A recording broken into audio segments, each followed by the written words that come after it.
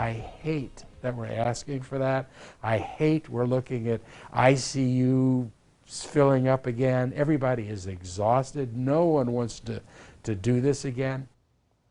First here at 5 o'clock, local leaders are once again urging everyone, even if you are vaccinated, to wear a mask indoors. KXAN's Jacqueline Powell reports this comes as COVID-19 case numbers and hospitalizations continue to climb in our area. After a summertime break from masks and distancing, the idea of going back to tighter restrictions isn't a popular one. It is a little tiring, and I enjoy not having to wear a mask. But as we're still not out of the pandemic, many realize it's important to be flexible if your city leaders or if the health leaders are asking you to make changes. And in this meeting, Austin Public Health, the Austin City Council, and Travis County Commissioners decided to do just that. This is still a critical point, regardless of what the governor says, and he'll have to make his peace with his own maker.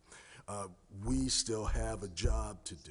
Critical of the governor's refusal to allow mask mandates, local leaders say they'll do everything that is within their power to increase masking again. People who are vaccinated need to understand that you can still carry the virus. Austin Mayor Steve Adler is warning people not to let pandemic fatigue put children at risk. People who've taken the vaccine say, hey, I have already done everything that I'm supposed to do. I've done everything right.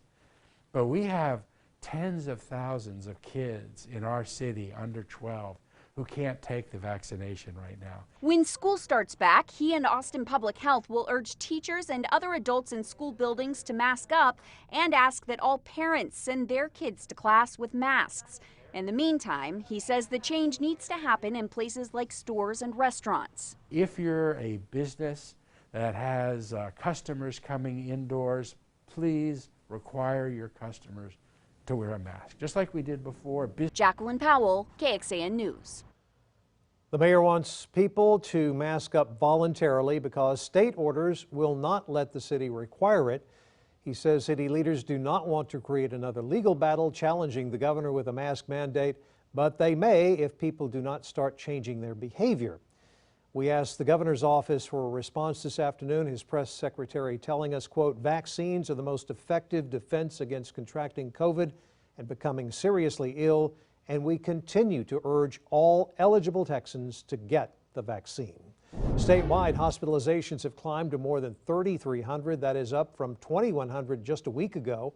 As UT Southwestern modelers point out, hospitalizations trail new infections by 1 to 2 weeks, but they are not influenced by testing capacity or test reporting delays, so they give a pretty clear picture of severe cases in the community.